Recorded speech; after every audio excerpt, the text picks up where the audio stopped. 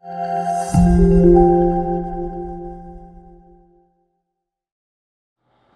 اللہ الرحمن الرحیم۔ پہلے ہم پڑھ چکے ہیں فعل ماضی، اس کے معروف، مجہول اور فعل معروف مجہول کے منفی صیغے اور مثبت صیغے دونوں ہم بنا چکے ہیں۔ ابھی ہم فعل مضارع بنانے کا طریقہ، اس میں کون کون سے حروف آتے ہیں اور کس طرح ہم اس کو تبدیل کر سکتے ہیں فعل مضارع میں۔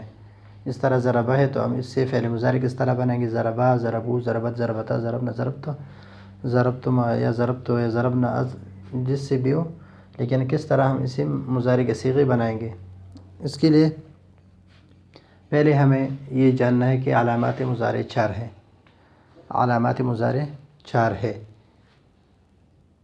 تا یا الف تا یا نون، اور اس کا جمع آتا ہے ترکیب آتین۔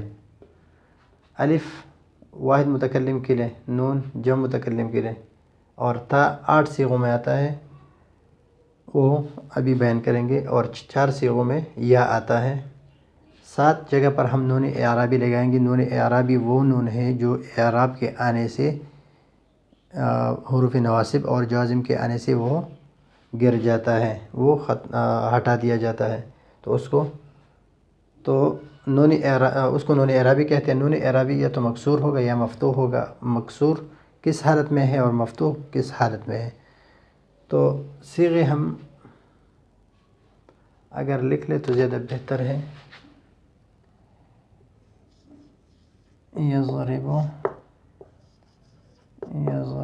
یا نہیں لکھتے ہیں سوری سے۔ تو سب سے پہلے ہم جب مضارع کا صیغہ بنائیں گے تو اس حرف کو، شروع والے حرف کو ہم ساکن کریں گے، اور بالکل شروع میں ہم علامت مضارع لائیں گے۔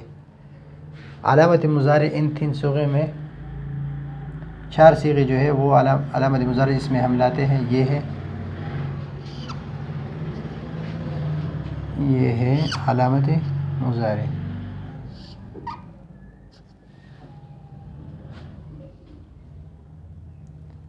اسی سے ہم یضربو سے، ضربہ سے ہم بنائیں گے ساری صیغے، لیکن یہ میں نے اس لیے لکھ دیا ہے تاکہ ہمیں پتہ چلے کہ یہ صیغہ ہم کس لیے بنا رہے ہیں، یہ کس چیز کا صیغہ ہے، یہ کس کا ہے، تو ہم اس کو ابھی بیان کرتے ہیں۔ جتنے صیغوں میں لفظ تا آتا ہے، لفظ تا، اس کے علاوہ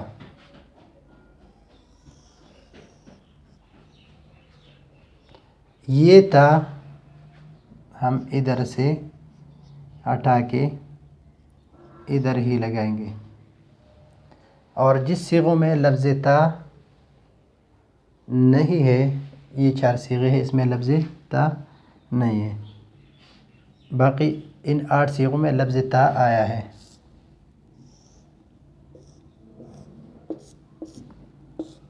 اس سے ہم یہ ہٹا کے، یہاں سے ہٹا کے یہاں پر لے آئیں گے، یہاں سے ہٹا کے یہاں پر لے آئیں گے۔ اس کے ساتھ ہم تاکہ حرف تا لگائیں گے، اور ان 4 صیغوں کے ساتھ ہم لفظ یا لگائیں گے جس میں لفظ تا نہیں ہے۔ باقی اس کا مسئلہ ہے تو اس میں ہم لفظ الف متکلم لگائیں گے، اور اس کا جو نون ہے اس کو ہم یہاں لگائیں گے۔ ویسے علامت مضارع بنانے کا طریقہ یہ ہے کہ علامت مضارع ہم لگا لیں شروع میں، اور آخر کو ہم مضموم کر دیں، اور علامت مضارع کے بعد والا حرف کو ہم ساکن کر دیں، اور عین کلمے کو ہم مکسور کر دیں، عین کلمے کو مکسور کر دیں۔ تو ابھی یہ ہو گیا ہمارا فعل مضارع بنانے کا طریقہ۔ کیا ہے؟ پہلے علامت مضارع لائیں گے، آخر میں ضمہ نمبر 1، نمبر 2، اس کو ساکن کریں گے، فا کلمے کو کلمہ، اس کو ساکن کریں گے، اور عین کلمے کو مکسور کریں گے، جر دیں گے اس کو، آخر میں ضم آئے گا، تو ہو گیا یضرب، ضربہ سے کیا بن گیا؟ یضرب بن گیا۔ ابھی ضربہ یضرب،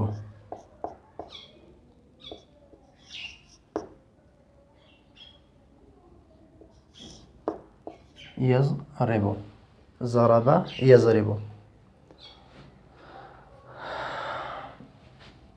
یضربان، یضرب، یضرب۔ ابھی یہاں پر تثنیہ کے لیے ہم نے بھی الف لگایا تھا، یہاں پر بھی الف لگے گا، لیکن نون اعرابی کے بعد ہم نے کی تھی کہ ہم 7 جگہوں پر نون اعرابی لگائیں گے۔ وہ 7 جگہ کون کون سے ہیں؟ وہ ایک یہ صیغے میں لگائیں گے، ایک یہ 2، 1 2 3 4 5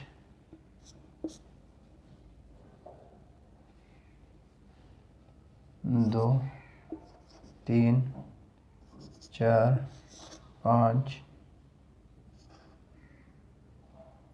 6 اور یہاں پر 7۔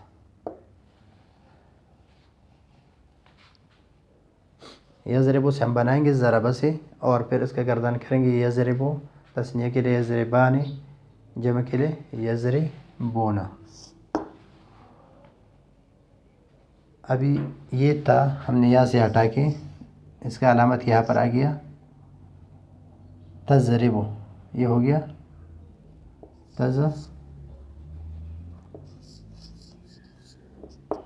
یہ ہو گیا یضربانی، یہ ہو گیا یضربون، یہ تضربو، یہ تھا ہم نے یہاں پر ہٹایا، یہاں پر لے کے آیا تو تضربان،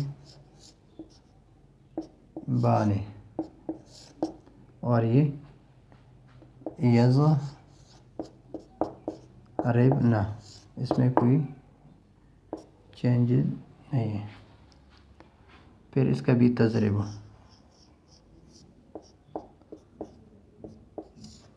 تضربان،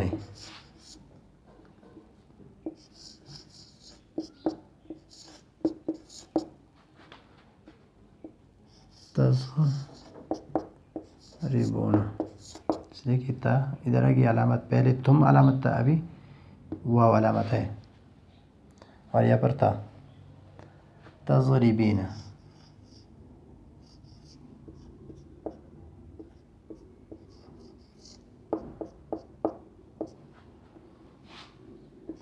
تضربان، تضربن،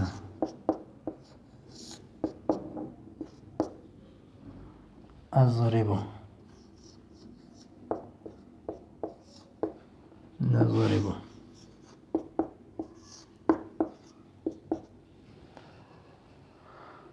تو یہ ہو گیا یضرب، یہ واحد کے لیے،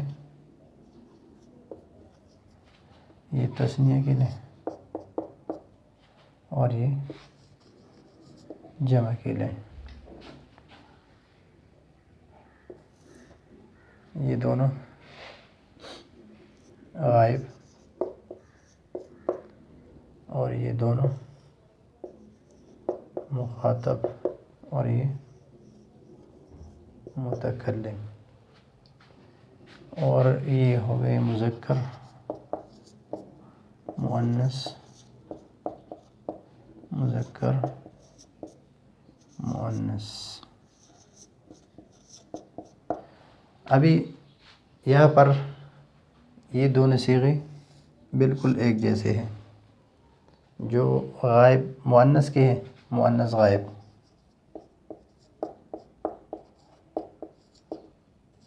اور مذکر غائب کے، مذکر مخاطب کے۔ یہ دوسرے بالکل ایک جیسے ہے. یہ صرف قرینوں سے پتہ چلتا ہے کہ اس کے لیے کس چیز کے لیے استعمال ہوا ہے. تو یہ پتہ چلے گا کہ یہ تضرب یہ غائب کے لیے استعمال ہوا ہے یا تضرب مخاطب مذکر کے لیے استعمال ہوا ہے، ادھر ہی پتہ چلے گا. اور یہ 3 صیغے جو ہیں یہ بھی بالکل ایک جیسے ہے. تضربان تضربان تضربان، یضربان تضربان تضربان اور تضربان. یہ 3 صیغے جو ہے یہ تثنیہ کے یہ بالکل ایک جیسے ہیں. یہ سب کے لیے یہی صیغہ استعمال ہوتا ہے. اور یضربون اور تضربون یہ غائب کے لیے یضربون اور تضربون یہ مخاطب کے لیے. اور یضربن اور تضربن، یضربن جو ہے یہ غائب کے لیے اور تضربن یہ مخاطب کے لیے. اور اضرب اور نضرب، نضرب میں فرق یہ ہے کہ یہ متکلم کے لیے جمع متکلم کے لیے اور یہ واحد متکلم کے لیے. تو یہ اس میں ابھی نون اعراب یہ ہے جس پر میں نے نشان لگائے، 1 2 3 کی نشان لگائے، 1 3 4 5 6 7. تو یہ ہو گئے صیغے ہمارے پاس،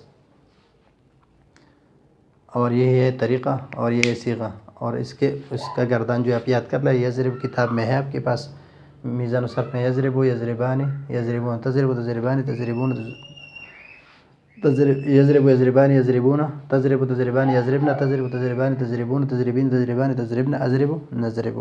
اس گردان کو اگر آپ یاد کریں تو اسے آپ مجہول بھی بنا سکتے ہیں، آپ اسے منفی بھی بنا سکتے ہیں، اور اسی پھر امر کا صیغہ بھی اسی فعل مضارع سے بنائیں گے. اور اسی کے ساتھ نون ثقیلہ لگے گا، اس کے ساتھ نون خفیفہ لگے گا. اور اسی میں ہم وہ قریب بعید اور مضارع کے صیغے سب کچھ اسی سے بنائیں گے.